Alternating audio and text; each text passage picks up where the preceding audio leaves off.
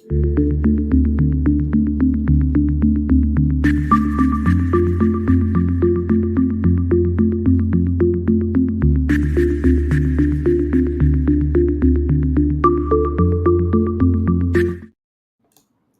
afternoon and welcome to BizTech's Asian Midday Market Watch, powered by the Private Pension Administrator of Malaysia, the PPA, which is the central administrator for private retirement schemes. It's the 27th of March. And our guest today, as always, is on a Monday, is Vishnu Varathan, Head of Economics and Strategy, coming out to us from Mizuho Bank in Singapore. Now, Vishnu, it's always great to have you on the show. Brian, thanks for having me. Always a pleasure to be here to start off the week. Now, to start off the week, of course, we have market fears around banks continuing. The latest bank being impacted is Deutsche Bank. What is your view on this, particularly in terms of how the Fed is going to react to all these uncertainties around the banking system and the nervousness around how solvent banks are globally? I think you hit the nail on the head, Brian. Banks are definitely in focus now, and markets continue to be quite fearful of a banking sector crisis, which comes about and results in a credit crunch that then cripples the real economy. So the banking sector continues to be the bugbear and the bogeyman of markets, keeping sentiments downtrodden. One way to look at it is what the Fed believes it can achieve, because I think the elephant in the room is the conflict between stubborn and sticky inflation, which the Fed wants to continue to combat with rate hikes, albeit much more measured, but basically a tightening policy, versus financial stability risks, which, if are acute enough, would require the Fed to swing violently the other way and ease markets and bring in the easing policy. So there's this tension, and the question we need to ask ourselves is, what will the Fed do? What is the Fed addressing? The March FOMC suggested that they want to keep their eye on the inflation ball, so they did the 25 basis point hike, but they're more cautious about being too aggressive about rate hikes to bring up the peak rates, so to speak, which is why the dot plot remained unchanged.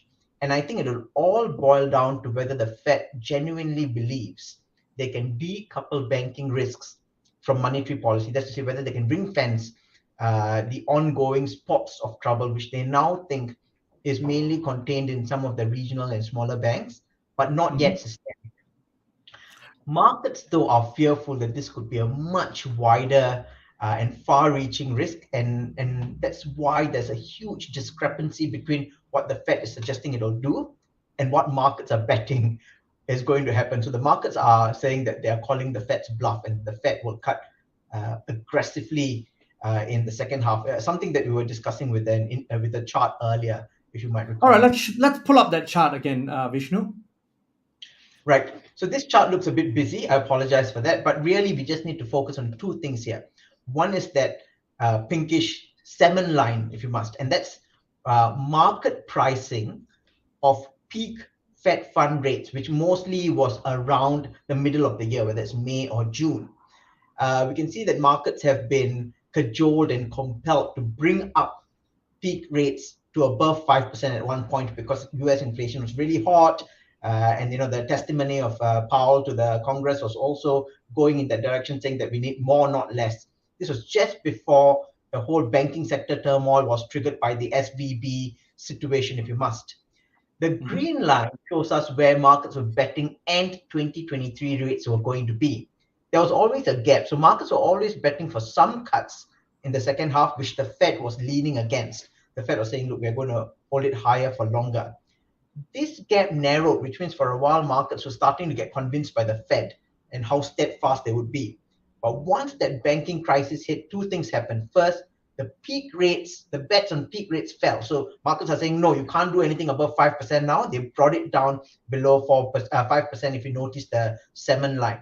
What's even more stark is that the green line completely plunged to below 4%. So recall that the Fed fund rates, according to the latest dot plot, the so-called dot plot, suggests that end of 2023, markets, rather end of 2023, the Fed believes that rates will be at 5 to 5.25%. what markets are betting on is rates will be below 4%. So they're pricing in at least 100 basis points of cuts, if not more, in the second half. A distinction worth making here is earlier when they were betting on Fed rate cuts, perhaps because they thought the Fed would pivot, they also think there's a soft landing. So it's a risk on moment, relief from high rates. Right.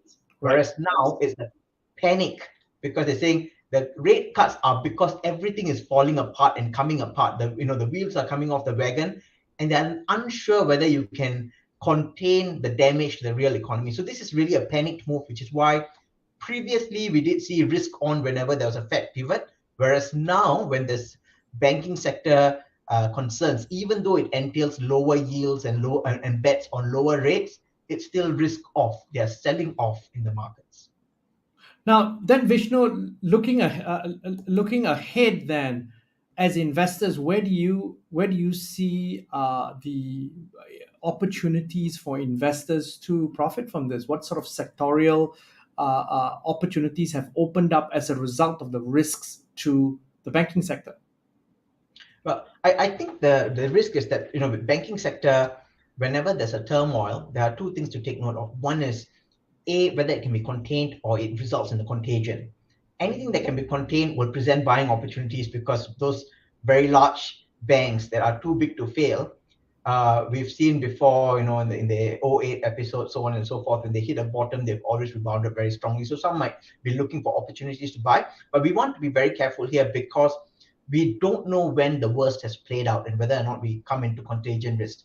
And contagion risk is when substituting the banking sector out of banking sector into so-called safe parts of the economy may not always yield a dividend because it may spark a bigger crisis. The impact on the real economy is hard to measure, hard to Mhm. quantify, and usually that's when the whole falling knives principle comes in and people want to steer clear.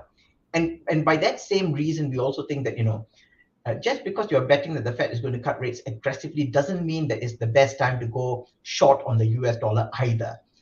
Because Okay. when dollar funding becomes an issue, remember that large US banks will have the best access to dollar, whereas outside of the US, the access to dollar becomes a lot more constrained, and the dollar can indeed play out to be strong despite rate cuts. So it'd be counterintuitive, but we need to bear in mind that at times of extreme stress, counterintuitive things can happen. Now, Vishnu, then, since it's the start of the week, what are you looking out for the rest of the week that could move markets? I mean, we want to think that some of the data could impact markets, but now this is really a sentiment-driven market. So the first thing to watch out for is headlines, headlines, headlines. More headlines on banks, regulatory backstops, so on and so forth. We want to continue to watch incoming data out of the US to see how the Fed assesses the situation, particularly when it regards to jobs, any of the inflation type numbers, whether it's from the PCE angle or in terms of CPI angle, PPI angle, anything and everything markets will be munching on. But the suspicion is until the all clear is out there, because there's been enough fear invoked, it would be any risk on move would be opportunistic. And I think markets will be very cautious until they get a all clear sign, which may elude us for the time being.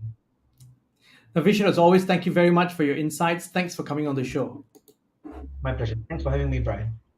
Now, we've been speaking to Vishnu Varathan, Head of Economics and Strategy at Mizuho Bank, coming out of Singapore, on BizTech's Asian Midday Market Watch, powered by the Private Pension Administration of Malaysia, or PPA, which is the central administrator for private retirement schemes. I'm Brian Fernandez. His video and podcast will be on our website, www.biztech.asia, as well as our social media platforms. It'll also be on our syndication partners, TV stations, radio stations, and websites. Thanks a lot for tuning in.